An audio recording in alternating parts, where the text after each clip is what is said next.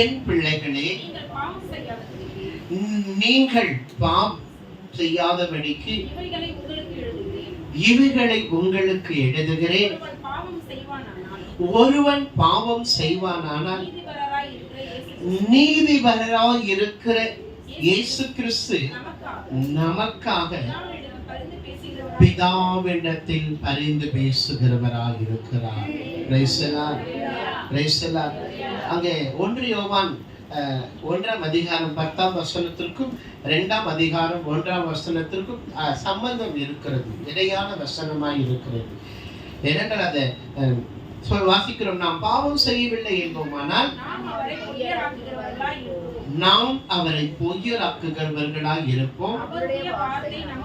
அவருடைய வார்த்தை நமக்குள் இராது.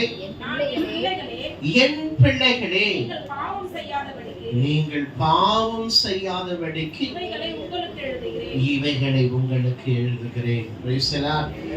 ஒருவன் வாசிங்க. ஒருவன் பாவம் செய்வானானால் நீதிபரராய் இருக்கிற இயேசு கிறிஸ்து நமக்காக பிதாவினிடத்தில் பரிந்து பேசுகிறவராய் இருக்கிறார். Praise the Lord. நமக்காக பிதாவினிடத்தில் பரிந்து பேசுகிற தேவன். Praise the Lord. நமக்காக பிதாவினிடத்தில் பரிந்து பேசுகிற தேவன். Praise the Lord. பரிந்து நமக்காக இந்த உலகத்துல யாராவது பரிந்து பேசுவாங்களா? பேசுவாங்களா? அவங்கவுங்க வேலை முடிஞ்சு அவங்கவுங்க போயிட்டே இருப்பாங்க. யாராவது நமக்காக ரெக்கமெண்ட் பண்ணுவாங்களா? நிறைய விஷயத்துல இன்னைக்கு கூட இப்ப கூட சர்ச்சுக்காக நிறைய விஷயத்துல நிறைய பேரை நான் கால் பண்ணி பேசிட்டு இருக்கிறேன். ரெக்கமெண்ட் பண்ணுவாங்களா வேற எதுக்கான்ட்டு? இல்ல. Praise the Lord. அவங்களால ரெக்கமெண்ட் பண்ண முடியல. ரெக்கமெண்ட் பண்ண முடியுதா? முடியல. நிறைய விஷயத்துக்கு நான் எதிர்பார்க்கிறேன். யாராவது ரெக்கமெண்ட் பண்ணுவாங்களா? யாராவது நமக்கு உதவி செய்வாங்களா?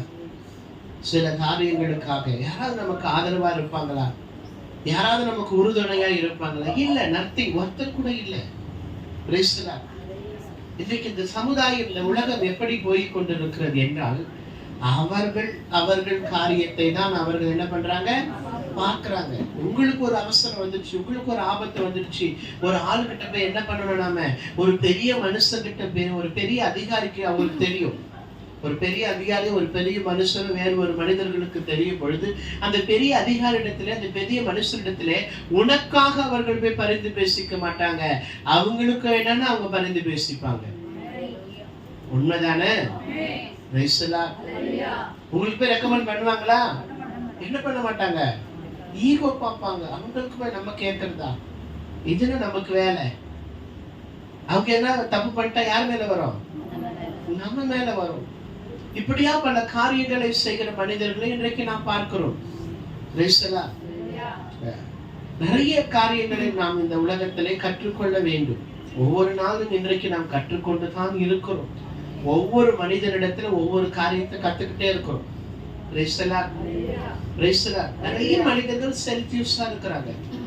நிறைய மனுஷர்கள் எப்படி இருக்கிறாங்க? செல்ஃபியூஸ். தேவைக்கு நம்மை பயன்படுத்துகிறவர்கள் இந்த உலகத்தில் அநேகர் உண்டு.